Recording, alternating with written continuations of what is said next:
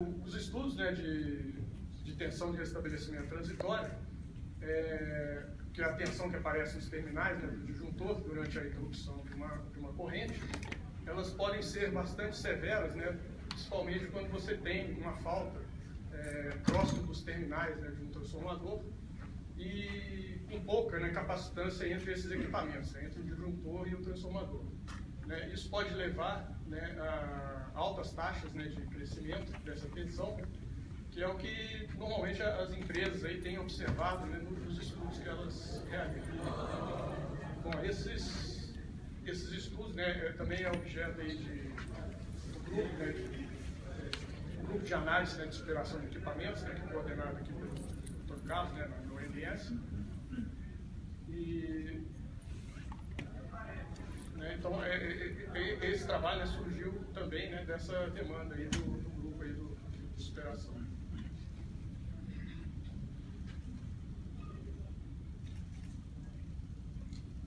Bom, aqui é só um exemplo rápido, né, de um estudo aí realizado pela Chess, né, na reavaliação, né, de disjuntores devido à entrada, né, de novas plantas, né, de geração, principalmente eólica. Então aqui ela mostra aí a TRB, né, de disjuntores aí de 69 e 13.8, né, como a simulação, né, mostra bem severo, né, essas taxas aí em relação à curva de suportabilidade dos disjuntores.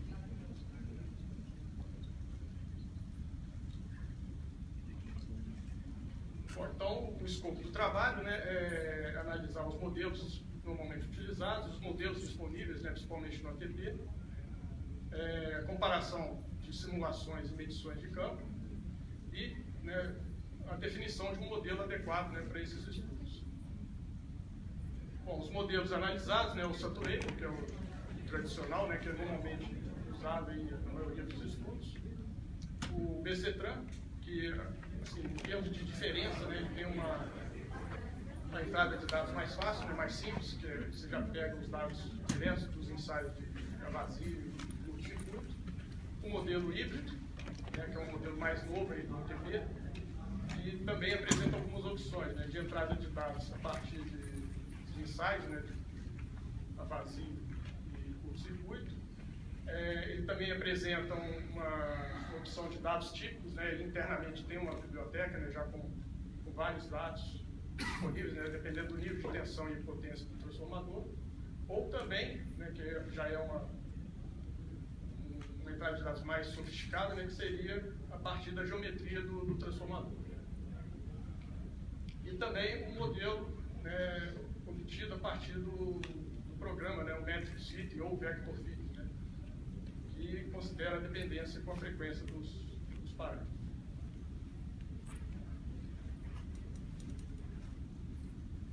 Bom, o transformador analisado nessa primeira etapa foi um transformador do laboratório de alta potência do CEPEL, né? Ele é usado para ensaios de curto-circuito, é um transformador monofásico, 2 enrolamentos, o primário 138 kV e o secundário, né, em função aí dos requisitos de ensaio de curto-circuito, ele varia, né, pode variar de 4 a 33 kV, né, com a potência aí de 10.9 MVA.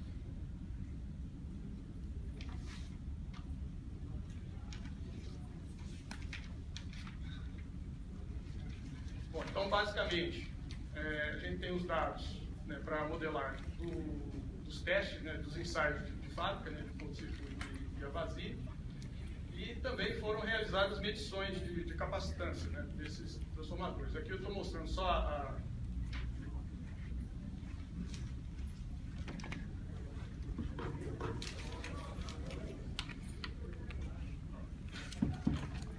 Então, tem no primeiro gráfico é a capacitância do enrolamento de alta, né, medida com a ponte RFC. Também foi medida na baixa tensão e embaixo a capacitância entre enrolamentos. Um esquemático ali da medição.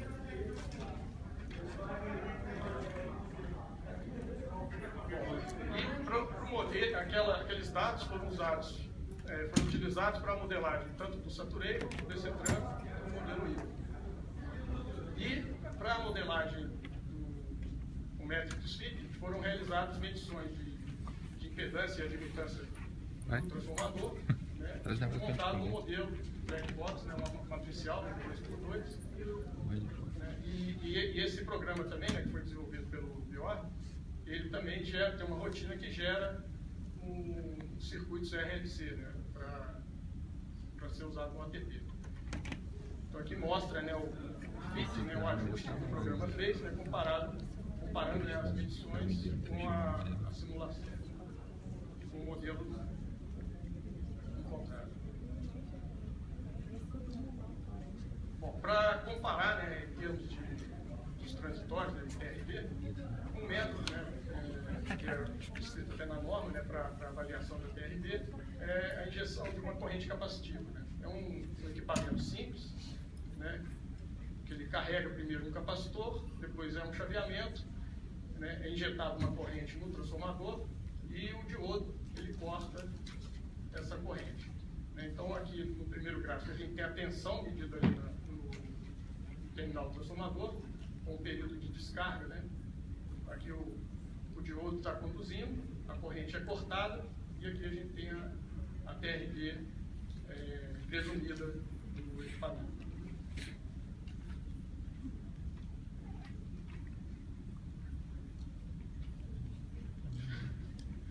Uma outra medição que foi feita no próprio laboratório do CEPEL, né, esse aqui é o transformador que a gente modelou, aqui é a área de ensaio do circuito, e o laboratório, né, do CEPEL, que fica em Adrianópolis, ele é alimentado por uma linha de 138, conectado lá na subestação de Adrianópolis de Furnas, né, aproximadamente 2 km de linha. Né.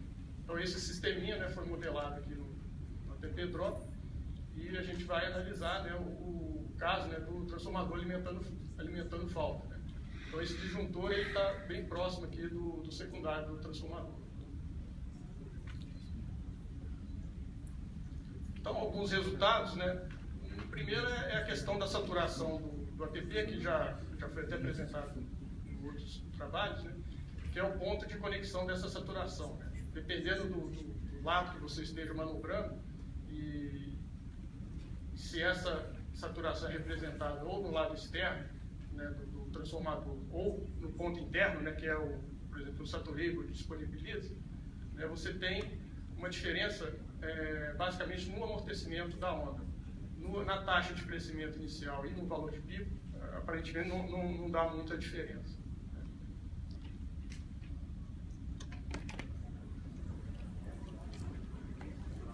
Bom, aqui é uma simulação da TRV presumida, né? O azul é o valor medido, e aqui as simulações, né? Comparando que realmente, né, os modelos eles produzem resultados mais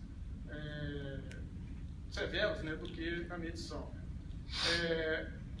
Os modelos, né, tanto o Saturable, o BC Trans e o híbrido, eles apresentam o mesmo comportamento, né, uma vez que foram utilizados os mesmos dados, né? O Metric Fix apresentou um resultado melhor. O modelo híbrido, ele também tem uma opção que é considerar a resistência com dependência da frequência. Esse modelo, né, teve comportamento assim, melhor do que o modelo típico, né, vamos dizer. Aqui é uma simulação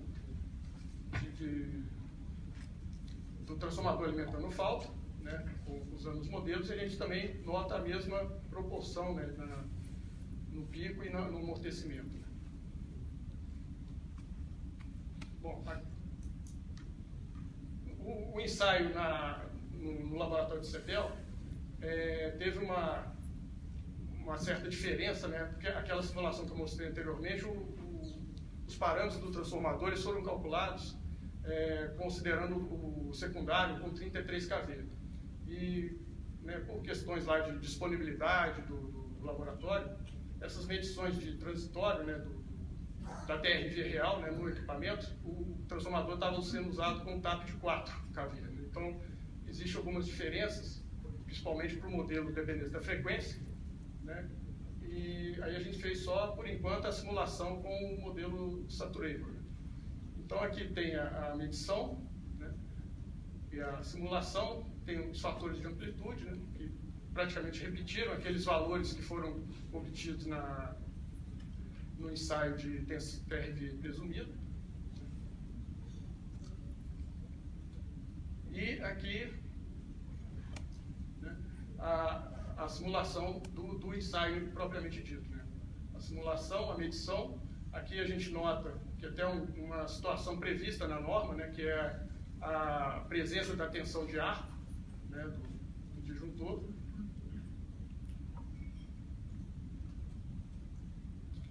Né? E aqui seriam os valores, né, em função do ensaio presumido, né, quais seriam as sobretensões esperadas, né, em função lá do modelo e da medição, e aqui os obtidos na simulação. Né? Então, para o modelo, foi obtido 10 kV, né, o valor de pico, a taxa de crescimento está de faixa de 1,1 kV por microsegundo, era esperado 11, e na medição foi obtido 10 kV, enquanto era esperado 9. Mas, entretanto, a IEC, né, ela recomenda, né, a correção desse valor em função dessa presença da tensão de arco. Então, com a correção, essa tensão ficaria em torno de 8,7 kV. Então, como conclusão, né, o que a gente observa, e isso é descrito em vários trabalhos, né, que é uma correlação, né, entre a frequência de oscilação, né, da TRV, né, que a gente viu aí em muitos casos, com a ressonância principal, né, dos transformadores, na frequência, né, quando você faz um frequency scan, ou a própria medição FRA, né, de um transformador. Então, aquela ressonância principal, ela é responsável por essa frequência de oscilação também da TRV.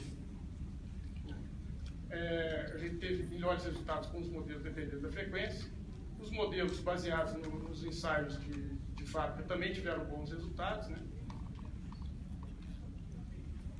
E, né, a proposta, né, ainda do trabalho é definir esse modelo mais adequado. Então, a gente está projetando aí, né, novas medições em transformadores de potência, né, principalmente os transformadores do sistema mesmo, né, que são lá da Chess, né, ele está tentando agendar isso, e também rever esses laboratórios, testes lá no laboratório CPEL, principalmente com o secundário, né, em 33 kV, para compatibilizar todo o banco de dados, né, que a gente já tem de medição.